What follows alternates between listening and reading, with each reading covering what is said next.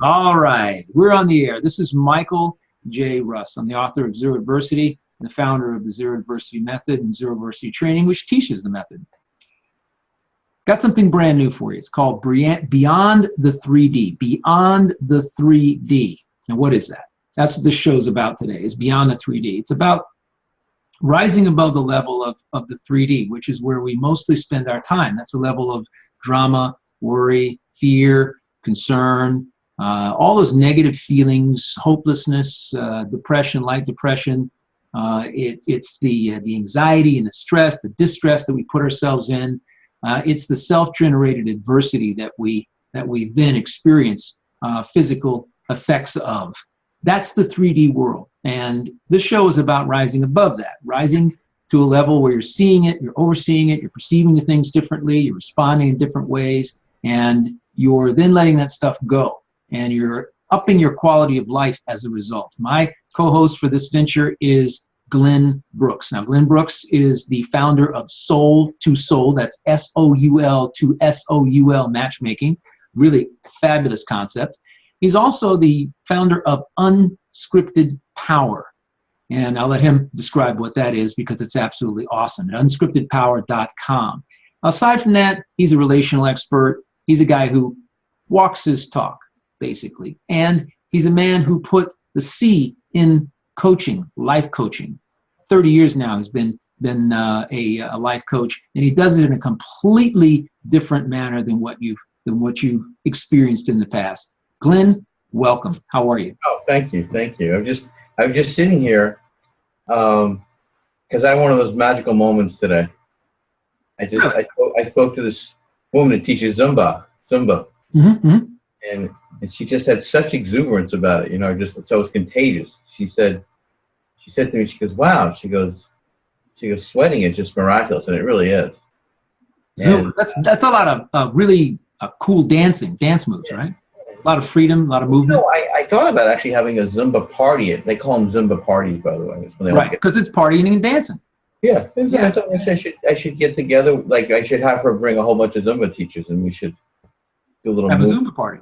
Well, it's really. I had a realization today. I've been in tennis. I've been hitting on my backhand side, which is I just flow more on my backhand, and I just thought, I'm going to set up opportunities where I just want to hit my forehand. And I was just thinking, like sometimes what we do is we kind of stay in one place because we know it, or it's predictable. Right. And pattern. Yeah, pattern. And yeah. So I was just like, wow, I just want to. And then I called about this other class, which is, I think it's called Muay Thai, and it's kind of a fighting art from the feet. Okay. And it's interesting because, when people get scared, they shoot up in their head, and the Muay Thai teaches you really about the power and wonder of the ground through the feet and to move through the legs. We have tremendous power in the center of our bodies. True. Yeah. Core. Yeah, the core, and then that spiraling movement. We can kind of. And so I was just kind of thinking, I should go up and. I think what I was thinking, I was tuning into today, just this idea of energizing and going into places that we don't want to go. True. To do it in a relational environment.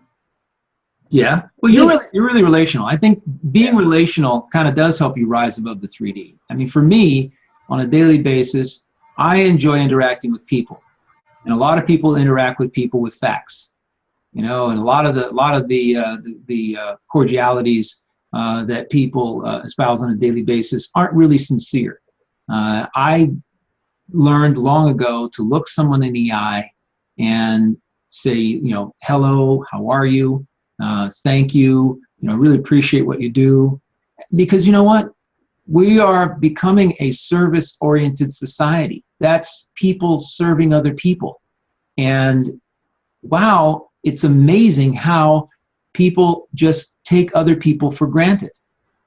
And these are feeling human beings who have a soul. And, making someone's day isn't a stretch, right? It's not, you do it all the time. I do it all the time. And just speak about that concept, because the concept of being relational versus being a facts-oriented, pattern-oriented insincere-oriented kind of exchange is pretty amazing and life affirming, right? Yeah, it really, it's like entering into a world with the person. It's really stepping into their world for a moment and making them significant, listening. I call it listening to the listening, like listening to what they're not saying. Hey, funniest headline of the day. I just got to share it. Funniest headline of the day. All right, you remember Miracle on 34th Street? Yeah. Mm-hmm. All right. I was always, I was conditioned to pay attention more to Hanukkah. Okay. Right. All right. So sure enough, today, talking about being related, this caught my humor. There was a guy, I think he got to the 21st floor on the Trump building. Right. I saw that. Mm-hmm. With sucker cups he got from the hardware store. Exactly. And sure enough, they took him off to Bellevue. Bellevue's branded in New York as this place. And you do something wacky, you go to Bellevue. Crazy people go and get checked out. Examined, right? Well, did you see his video ahead of time? No, I didn't see. I didn't see anything. I just a little dark. It was really dark. Oh, I didn't see it. Yeah, he seemed to be a little bit off in terms of the way he was pitching why he was climbing the tower. Yeah. And I could see how someone would raise a level of discomfort in anyone if that's the way, if someone wanted to meet you and they were talking like that. Oh, I missed. I just heard the part that was. Yeah. I heard the stop. They're just delivered in a very dark way. Nowadays, if you deliver in a dark way, people are going to look at you and go, wait a minute, it's a little bit off here. I think we better put this guy away for a little bit and kind of, especially in light of the tragedies we've had around the country where mental health in some way was involved or something else. At any rate, rising above the 3D is something that is not only liberating, but it gives you a different way of seeing things. And really what this is about, moving beyond our comfort levels and pattern responses to the things that happen, the unfortunate circumstances and challenges that we face on a daily basis, instead of going out and wholesale patterning, doing this rote default move of getting angry, resentment, and bitter about the whole thing and being frustrated and worried or even fearful about something. It's about taking a step back, taking a breath, because I know you're always saying you reset your central nervous system by breathing, right? What respiration is really, breathing is life, and being relational is sharing that breath. In Hawaiian, they call it the ohana. Ohana, family, baby. Together. Right. So, respiration. It's funny. I just called this woman in New York, Linda Cloud, who's going to be on my television show. Mm-hmm. I want to do an hour. Oh, here's the thing. When someone discovers breathing, the greatest person that I interacted with, a lot of great people come over. There's you and there's a whole bunch of others. But I would say like 10 years ago, I had the honor of doing many shows with Dr. Batman Jolie. And this guy wrote a book called Your Body's Desperate Cries for Water. Love that guy. I've read the book. Oh, what an amazing guy. Yeah. I think that guy, and it's a shame he's not with us any longer, but however, his book opened my eyes to some very central points about water. Yeah. And especially since the time I read it, I was having lower back issues, and I understood that, the discs rely heavily on water. So dehydration, right? Chronic dehydration, in his view, was one of the major reasons that people were having lower back issues, because their discs didn't have, they were drying out. Body didn't have enough water. He was such a caring person, very, very generous. Yeah. His message was so simple. So breathing, and exhaling, and it's so powerful. I mean, I'm realizing when I work with speakers that it's a beautiful thing to feel like they actually catch rhythmic respiration. Right. And in the day, this is a big thing, like stopping to breathe with somebody for a moment, taking a breather together. Wow, that's deep though. That's deep. Yeah, I know. A lot of people, when people get stressed out, which most people are throughout the day, breathing gets shallow, right? Well, what's really interesting about this is that hyperventilation, which is an over-breathing, is the cure for subventilation. And so what's really fascinating is your breath, your diaphragm goes all the way back here, and it all here, here. Mm-hmm. And what happens when you breathe this, when you breathe it's like getting a massage. So it's this beautiful, intimate thing. And then see people that inspire together, they have this other, like they get tapped in together. So being relational is really, it's an ongoing art. Again, I was just thinking today, I want to do groups, solo groups, matchmaking, like where people hike together. I'm going to do consultations, then I'm going to introduce people. Right. I love that. Yeah, it's an activity. It's an activity they can participate in together, and they can take it beyond that to a soul connection and see if see what's up there. Yeah. I think listen, you got some great ideas about relationships. We've had lots of conversations in the past. But I'm not an expert. No, I'm a beginner. I'm a beginner. I think. Listen, I think we're all beginners. We're all learning on this journey of life about relationships. I'm on after 2 marriages and being with my girlfriend now for almost. I believe I was just married once. Pardon? I said I was just married once. Yeah. Oh, okay. You're speaking of your marriages. I was married twice. Yeah. And I look back on them, and as with anything, I've learned, and I know a lot of change. People think, oh, the other person has to change. All right. What's the number? You see it? No. Oh, 3. Yeah, 3. Yeah. I wrote down you were married 3 times. To show you that I have these unusual psychic abilities. So I was very close. I was very close. We'll see about that. Yeah. I think what I'm working on right now is being more relational, intimate, passionate. I'm actually stoking the fires of intimacy, and on a moment to moment basis with my current significant other. And I'll tell you, this is interesting. And I'm going to say flat out, I'm going to admit that I haven't always seen things that way. I just want to say I have a business card that you gave me, and it said current significant other, and it just says a question mark. Yeah. So I just want to say I have that from you, and it says more intimacy and connection is a priority now, Michael J. Russ. Make it yours. You know what? It's I'm having a lot of fun. I'm having a lot of fun rising above it. There's a lot of drama that occurs in relationship, and this. There's a lot of drama. There's a lot of resentment from things. There's little things that occur. I mean, we'll have a whole show about, probably 2 or 3 shows about relationship, because it's such an important topic. But the issue is, though, when it comes to someone that you care about, that you're in love with, that you're passionate about and intimate with, you've got this whole diatribe that goes along throughout the day.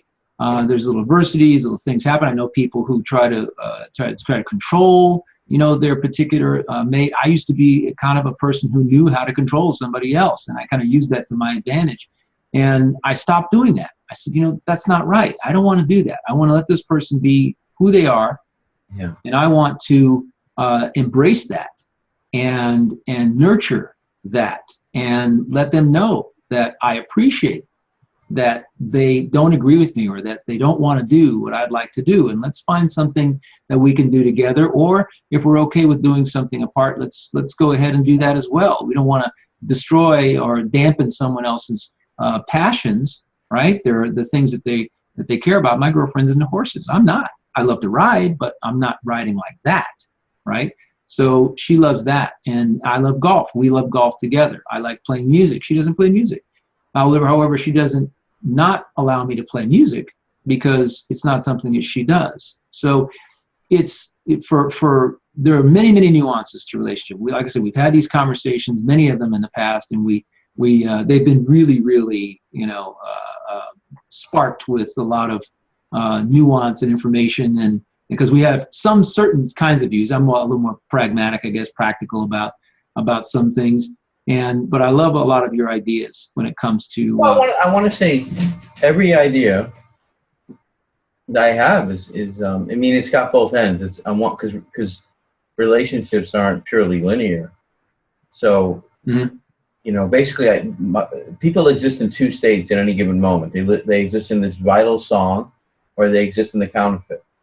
So what happens is when 2 people discover this vital song together and they make it relevant. That's the beginning of this. That's the beginning of something that goes deeper and more alive. And so I actually say to people, don't get to know each other. Focus on recognition.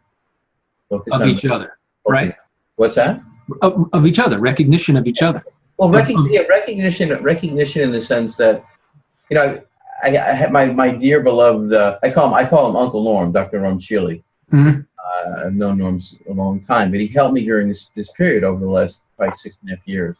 Mm-hmm. And one of the things I learned, so I discovered this one day. I was biking, and I realized people getting to know each other gets in the way. Dating gets in the way. And I said to Norm spontaneously, I go, what do you make of those ideas, Norm? And he says, you know, Glenn, he goes, I never dated my whole life. He goes, I saw my wife walk by me in a dorm. She was dating someone else, and I knew she was my wife. And she looked at me, and we had this he goes, recognition is the key thing. So Norm is the world, as far as I know, the leading expert on pain and healing. And it's a remarkable, he's a surgeon, mystic, life coach. We just came recently that he's been one of the original life coaches. We were joking today. He goes, like, Glenn, I goes, what is a life coach? And I describe it. He goes, I'm a life coach. I describe it based on my experience. Yeah. You know what is, Michael? It's the most significant thing in the universe. Like, the things that I've burned through and I've discovered about relationalness, just moved me at the deepest levels. And so unscripted power is kind of when you go beyond your script, because real love occurs beyond your script, and you experience real love beyond the script. Mm-hmm. So when I really dove deep, and so how the whole thing came up about Soul to Soul was the next vision, and how I discovered it was a practical vision, something to embody. Was I met people that would come to see me or whatever, and I realized that this quality of soul to soul relating, I could feel it from people. I could feel they craved it. And when I discussed it with them and I told them stories, that to me, it was them helping me unblock that vision. And I felt it. And then I had this incredible, some people will call it a dream. I call it a soul seeing. And that dream tipped me over. That really shifted me at a very core level. And I released probably like 60% of psychic pain that I was going through. Because I was coming out of a relational tsunami. And what I educate people about is that tsunamis, they block you and obstruct the energy of, you could say, love. Yeah. You know, because tsunamis, all those negative feelings and emotions, that soup of negative feelings and emotions. Yeah, like when you're in a spin, when you're in a relational spin or tsunami, things are so stirred up. It's like, right. It's exaggerated. So, you know, it's funny. So people say things like, I went crazy during that period. Like, I've had people say all things to me, and I relate to it. It's like, right. And some people don't even remember going through it. Right. They get into a situation where they just don't remember specifically what happened, because their emotions are so they shut down. They shut down usually, and when we shut down, we stop breathing, and then we're numb. Yeah.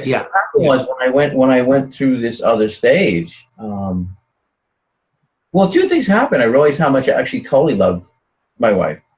Like it was like the level of love I felt was so. It was like I saw my script. I mean, I started to see, and then I had all these awarenesses of when and you know, we all have the script. We have the script about surviving, and we're in the script. It's like it's hard for us to see. You know, I was at the tennis courts. And I was sharing with this guy how he get energized the experience of love with his wife. And he was like, it was really funny. You look at you strangely? Well, no. What was interesting about it was the look of strangeness was he just couldn't believe that it was possible. And how long had he been married? Him? How long? Do you know how long he'd been married? 20 years. Okay, well, that's why. Yeah. Well, no. It was interesting. But I said to him, you see, I help people find coherence together. Right. So, but when I was with him, I realized I could do this with him. And I could also, you know, if you want to stretch your mind here, I could actually proxy. I could actually do this for him during the day. Right. Yeah.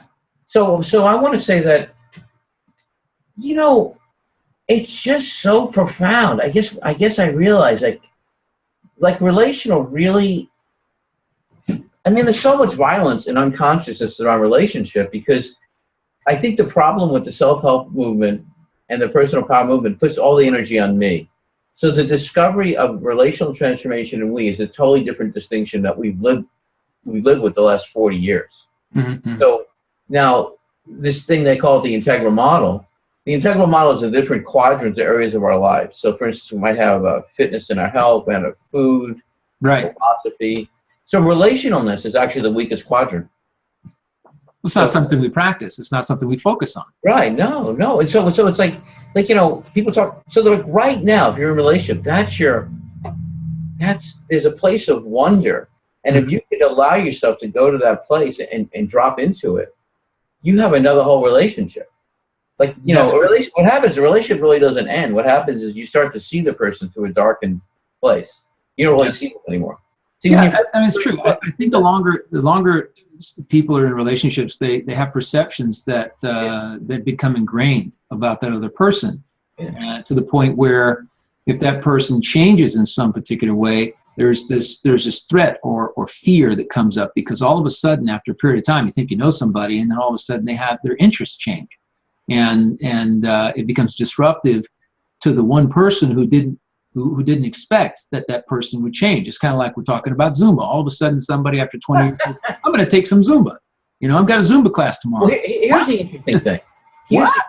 So the interesting thing is that the me-centered transformational movement, which we call the self-emergent movement, or the personal power movement. Self-awareness, So what happens is that there's a relational field and there's a relational brain. I had a great dialogue with Daniel Siegel about this. Right. So this is newer stuff, and I want to say what's kind of interesting. A lot of this stuff came to me at a very deep level, and I began to see it. And then I saw the science was changing. So it used to be that what they thought was what they called the damaged attachment was the end of the relationship. Now, Sue Johnson, who they just about crucified this woman. And when she said, the establishment community. Right. Yeah, the establishment. And so she said it was actually love of her husband and their bond. But what she came up with, and this is my experience with people, is that you could actually form a new attachment. And this is huge. So, like, if you listen to people's language, just listen to what people say. They'll say these horrible things, and they're really horrible things, like I'm done with this person. If you listen to relational language or non-relational language, it's a language of burnout. It's a language of overwhelm. It's not a language of a recognition that at any moment a new love could deepen. So we have this cycle that, a degenerative model, and it's unconscious. It's unconscious. As a matter of fact, it's not unconscious, it's encouraged. So what's encouraged is that somehow division. See, I say in the beginning of my book, it says stop, pause, breathe, and listen again. Like, the direction you're going in is the direction of, these are people that are considering divorce, breakups, and separations. So what happens is we get into that, and people get around us, and so a lot of this, a lot of the stuff that really inspires me is kind of like, what would it be like if you lived your life beyond separation, breakups, and divorces? And I appreciate big time that most of the culture still lives as if there's not a relational field. There's not that in some ways, we've gotten way overemphasized the individualistic. So as an example, when most people say power, it's not power, it's force. Power is always relational. Force is not relational. So it takes a tremendous amount of force. And that's why, this what's that? Force for change in order to move. Yeah. I mean, I have these dialogues with this judge. She wrote a book called Karma-Free Divorce. And we really started the dialogue. It takes a tremendous amount of energy to use a vision in your life. So true. If you start to realize that this is the key thing. What's the poison is actually the cure. So when you perceive poison in a relationship, that's the beginning of a purification that can lead to your deepest love ever. I think I very much agree with that. I think that it's a form of recognition as well. You're recognizing what the poison is. From that standpoint, I agree with everything that you said, and it's very, very deep. And many people, I don't think, perceive it on that level. But I know one thing about emotions. Negative, when you feel intense negative emotions, you shut down to being receptive. New ideas, to concepts. You really don't hear anything, which is why I teaching zero adversity to perceive something differently, you have to let the emotions pass before you start moving forward. Something happens, somebody does something, you have to let the emotions pass, because you're not, if you take action from an emotional base, you may not be taking action that you really want to be taking. And especially when it comes to a relationship situation, you may say something or do something, act in a way that is out of context with you, because you're feeling intense emotions. But you've got to step back, take a breath, and look at the situation, rise above it, and look at it from a different side, different angle. And in that way, you can respond successfully without the emotion. You have to put that aside, and then you can hear, then you can feel, then you can sense what needs to be, how you need to respond in that particular context. This is an amazing conversation, one that we're going to carry on. We're going to do a specific we'll do a specific show just talking about relationships and how to move forward in them.